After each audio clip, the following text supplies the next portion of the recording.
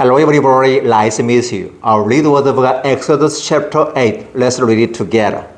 Then the Lord said to Moses, "Go to Pharaoh and say to him, this is what the Lord says. Let my people go so that they may worship me. If you refuse to let them go, I will plague your whole country with frogs. The Nile will teem with frogs. They will come up into your palace and your bedroom, and onto your bed, into the houses of your officials, and on your people, and into your ovens and kneading troughs. The frogs will go up on you and your people and all your officials." Then the Lord said to Moses, "Tell Aaron, stretch out your hands with your staff over the streams and canals and ponds, and make frogs come up on the lands of Egypt." So Aaron stretched out his hands over the waters of Egypt, and the frogs came up and covered the land. But the magicians did the same things by their secret arts. They also made frogs come up on the land of Egypt. Pharaoh summoned Moses and Aaron and said, "Pray to the Lord to take the frogs away from me and my people, and I will let your people go to offer sacrifice to the Lord." Moses said to the Pharaoh, "I leave to you the honor of setting the time for me to pray through you and your officials and your people, that you and your houses may be rid of the frogs, except for those that remain in the Nile." "Tomorrow," Pharaoh said. Moses replied, "It will be as you say, so that you may know there is no one like the Lord our God. The frogs will leave you and your houses, your officials, and your people. They will remain only in the Nile."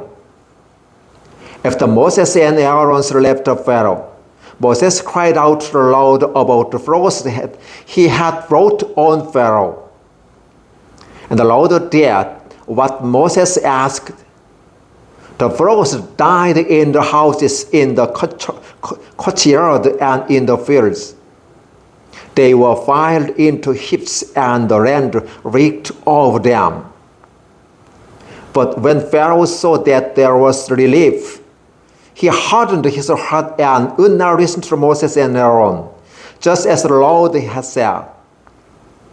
Then the Lord said to Moses, "Tell Aaron, stretch out your staff and strike the dust of the ground, and throughout the land of Egypt the dust will become nets."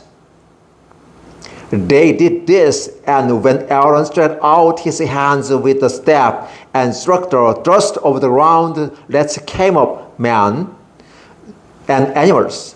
All the dust struck out the land of Egypt became nets. But when the magicians tried to produce nets by their secret arts, they could not. And the nets were on men and animals. The magician said to Pharaoh, "This is the finger of God." But Pharaoh's heart was hard, and he would not listen, just as the Lord had said. Then the Lord said to Moses, "Get early in the morning and confront Pharaoh as he goes to the water, and said to him, 'This is what the Lord says. Let my people go so that they may worship me.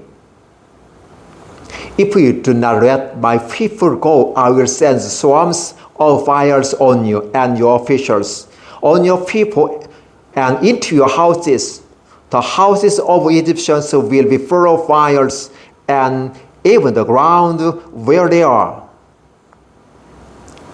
But on that day I will deal differently with the land of Goshen, where my people live. No swarms of fires will be there, so that they will know that I, the Lord, am in this land. I will make a distinction between my people and your people. These miracle signs will occur tomorrow." And the Lord did this. Then swarms of fires poured into Pharaoh's palace and into the houses of his officials. And throughout Egypt, the land was ruined by the fires. Then Pharaoh summoned Moses and Aaron and said, "Go, sacrifice to your God here in the land." But Moses said, "That would not be right. The sacrifice we offer the Lord our God would be detestable to the Egyptian. And if we offer sacrifice that were detestable in their eyes, will they not stone us? We must take the 3 days' journey into the desert to offer sacrifice to the Lord our God, as he commands us." Pharaoh said, "I will let you go to offer sacrifice to the Lord your God in the desert, but you must not go very far. Now pray for me." Moses answered, "As soon as I leave you, I will pray to the Lord, and tomorrow the fires will leave Pharaoh and his officials and his people. Only be sure that Pharaoh does not act deceitfully again by letting the people go to offer sacrifice to the Lord." Then Moses left Pharaoh and prayed to the Lord. And the Lord did what Moses asked. The fires left Pharaoh and his officials and his people, not a fly remained. But this time also Pharaoh hardened his heart and would not let the people go.